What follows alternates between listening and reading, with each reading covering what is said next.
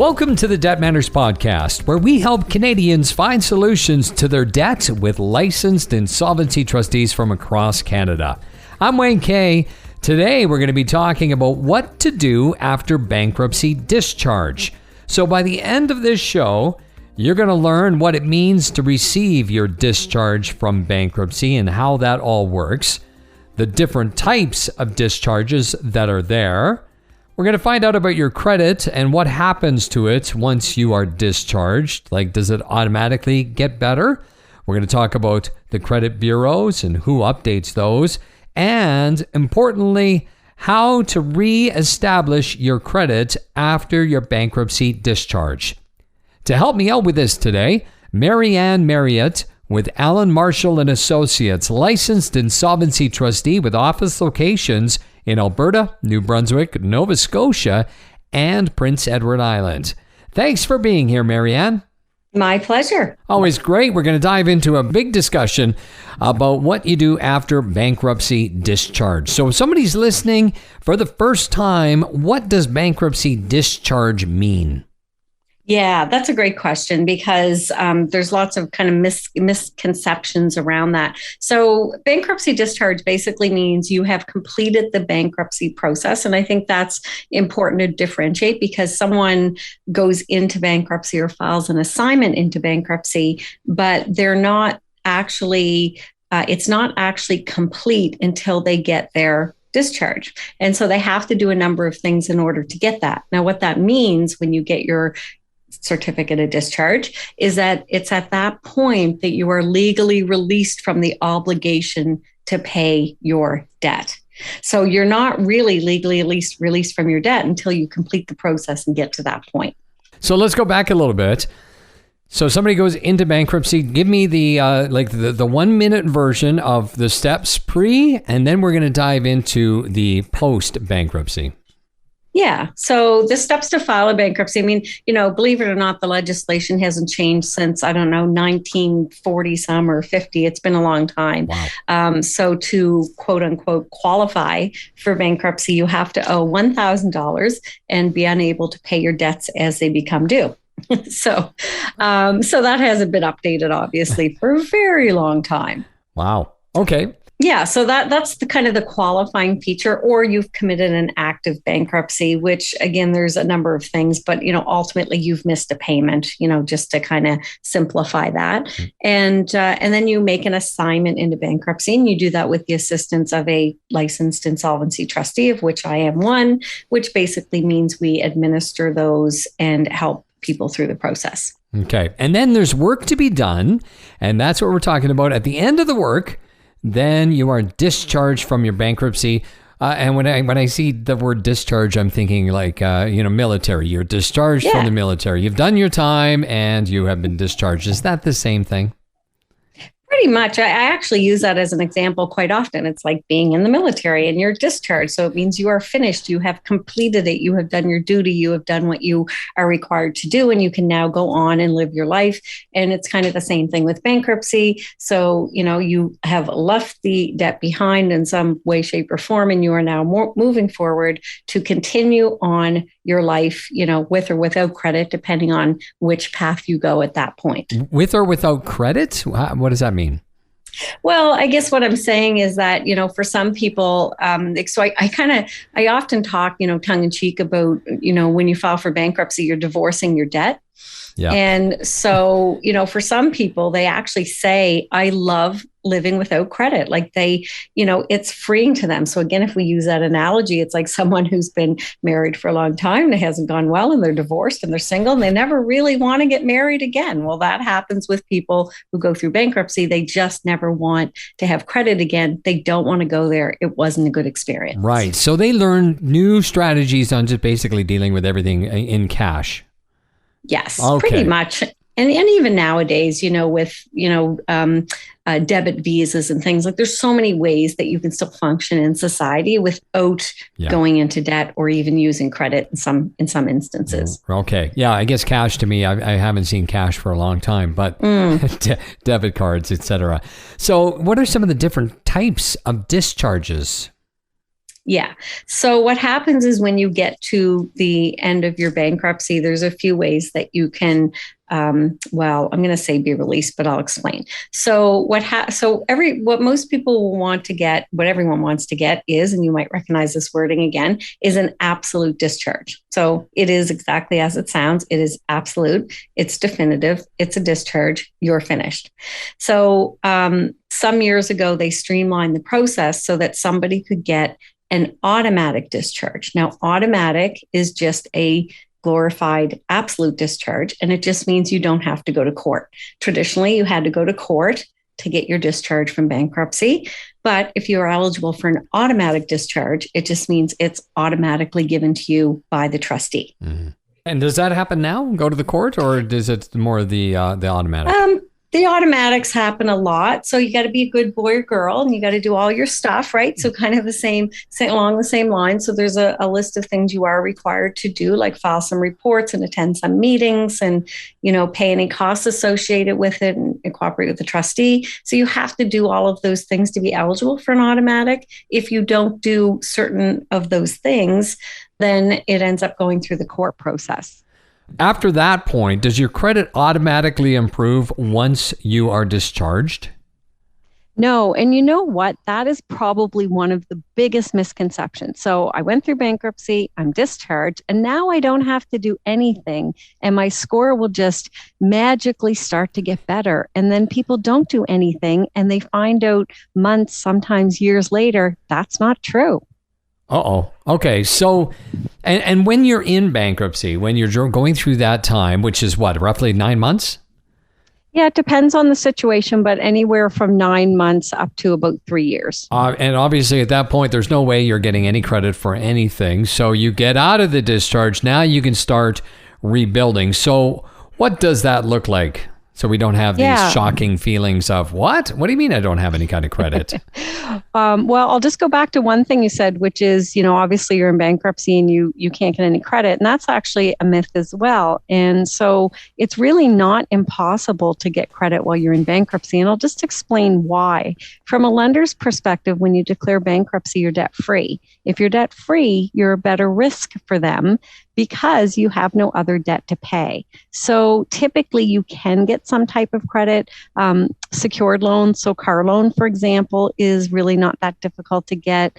Credit cards, sometimes your high finance loans, finance companies like Easy Financial, Fairstone, those places. Basically, high interest credit is still sometimes possible while you're in bankruptcy, although not necessarily recommended. So I just wanted to add that piece. Mm-hmm. Okay, and I would say, would that not be like absolutely most definitely not recommended?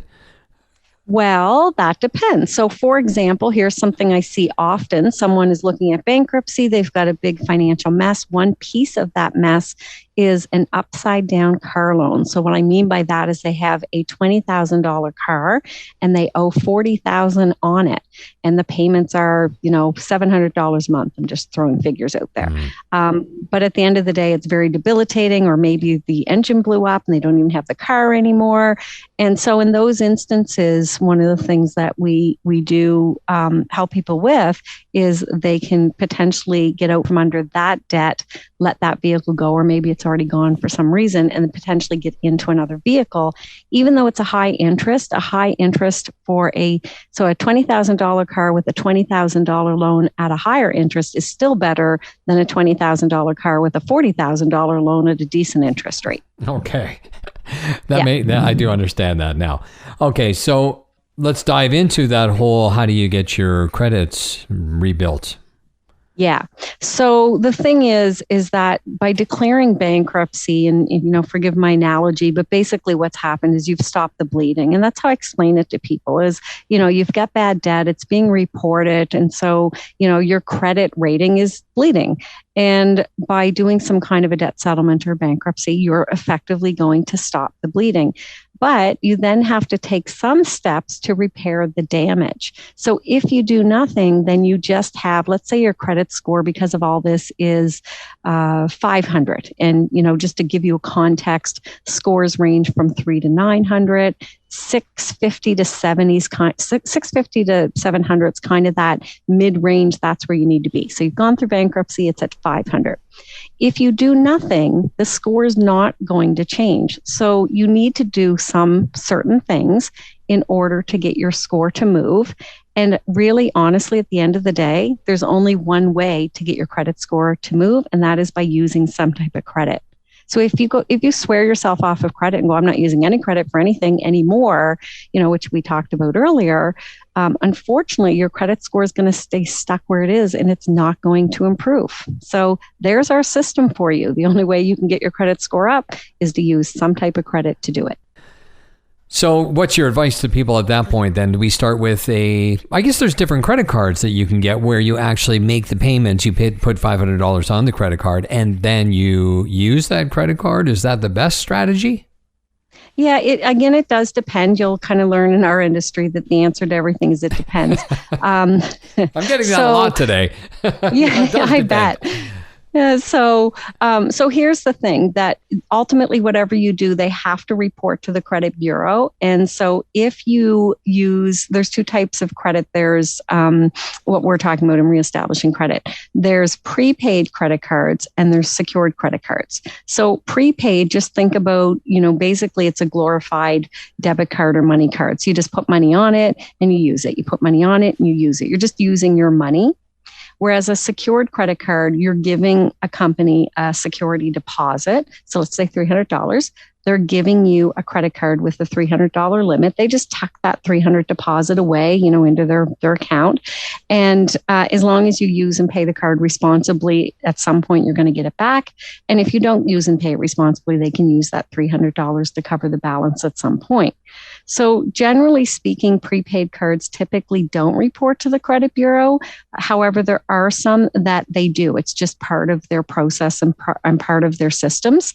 Whereas secured credit cards generally all of the time do report to the credit bureau. So you need to make sure whatever you're doing, they're going to report it to the credit bureaus. And who does that? Whose job is that to report to credit bureaus? The actual creditor or lender itself. So, for example, secured credit cards, Home Trust Visa, Capital One. I mean, if you search secured credit cards online, you'll get pages, but those are kind of some of the most common ones that, are just most known, and they tend to be relatively easy to get credit from. And so they would report to the credit bureau. Mm-hmm. So using credit is obviously one of the things. Is there any other ways you can reestablish your credit after discharge? Not really, but sort of. So I'll explain. So you pretty much have to use some type of credit. Now, let's say you declared bankruptcy and you had a car loan and you kept it. Well, that does help you because you kept this loan throughout your bankruptcy. You're continuing to pay on it. However, you do get more weight for new credit after bankruptcy. And it's just something to do with the fact that you've proven, that you now can use credit responsibly after you've gone through this, financial bump in the road.